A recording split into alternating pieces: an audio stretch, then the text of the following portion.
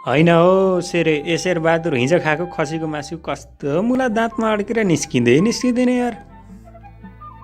त्यही त कस्तो बुढो खसी परेछ कि क्या हो, तुतपिनले दाँत कोट्याउँदा पनि निस्किँदैन त।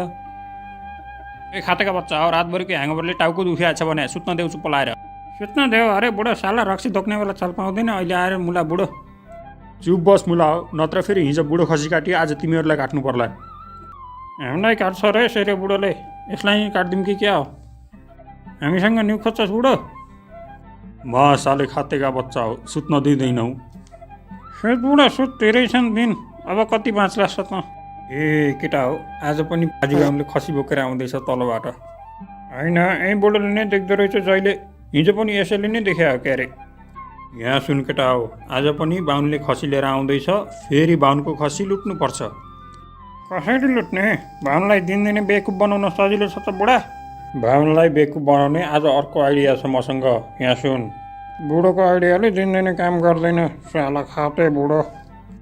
खाते बुढो होइन मुला, खाते बुढोले नै काम गर्छ, यहाँ सुन ध्यान दिएर।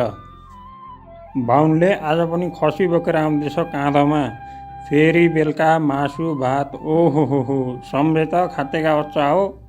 ओहो तँलाई दिन्छ अब खसी, हिजो हामीले बेकुब बनाएको थाहा पाएछ बाहुनले। यहाँ सुन मुलाहरू, त्यो बाहुनले थाहा पाएर केही हुँदैन।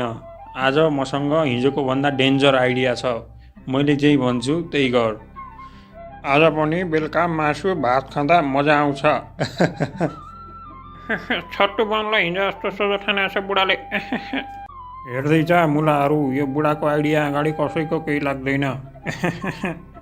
ठुक्क मेरो जिन्दगी, हिजो खसी चिन्न नसकेर नानीका छोराहरूले लुटे, काम गर्ने कालु मकै खाने भालु बनु जस्तो भयो।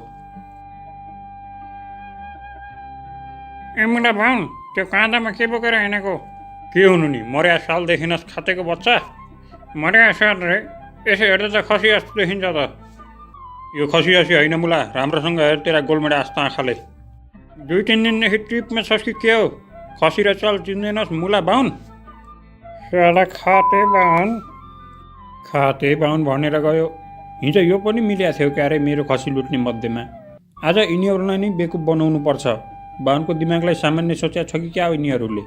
साला खातेका बच्चाहरू, अर्को को हो फेरि यो? कस्तो पादायो के छ बाजे बाहुन? आज पनि घाँटीमा कालो बिरालो बोकेर आएस् त? थरी थरीका जनावर बटुलेर आएछस् त 2-3 दिनदेखि। चिडियाखाना खोल्ने विचार गरिस् कि क्या हो? कालो बिरालो रे, सड्कियो क्या हो तेरो? मेरो सड्किया छैन, तेरो घाँटीमा कालो बिरालो मुला बाहुन। कालो बिरालो बोकेर बिरालो पनि चिन्दैन खाते बाहुन। कस्तो बौला बाहुन परेछ, धोती त लगाइरहेछस् त, बाहुन त होस् त, साला उल्टै बिरालो बोकेर हिँड्छ अनि ठुला कुरा गर्छ। बढी बोलिस् खातेको छोरो, हिजो पनि यस्तै यस्तै कुरा गरेर खसी लुट्यो होइन मुला हो? अब आज खसी होइन, मेरो धोती तानेर लैजा। मेरो बाउले खसी लुट्यो, झुटो आरोप लाउँदो रहेछ साला बाहुन कालो बिरालो बोकेर। बुई, यी खातेका बच्चाहरूले मेरो पिछा छोड्दैनन् कि क्या हो? कहिले भालु कहिले बिरालो, मलाई बोक्सीले अझै छोड्या छैन कि क्या हो? हिजो त लुटे, आज त लुट्न दिनु हुँदैन यी खातेका बच्चाहरूसँग। यो अर्को खातेको हो फेरि।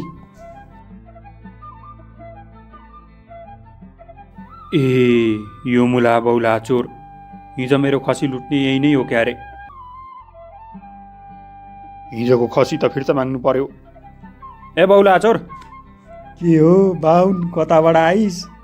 हिजो मलाई झुक्काएर खसी लुट्ने तँ होइनस्, खुरुक्कन खसी फिर्ता गर। मैले लुटिन हो बाहुन तेरो खसी, भिरबाट पल्टिएको थियो। अनि आज तँलाई म्यानमार बर्मादेखि प्रेम छ रे, तेरो भक्तले तेरो घरमा दुध दिने गाई पनि उपहार पठाएको छ मुला बाहुन। ए त्यसो भए त यो ब्याउनी बाख्री चाहिँदैन मलाई, तँ राख, सधैँ सम्झने म्यानमारे भक्त आएको भए मलाई अरू के चाहियो र? म कुदिहालेँ।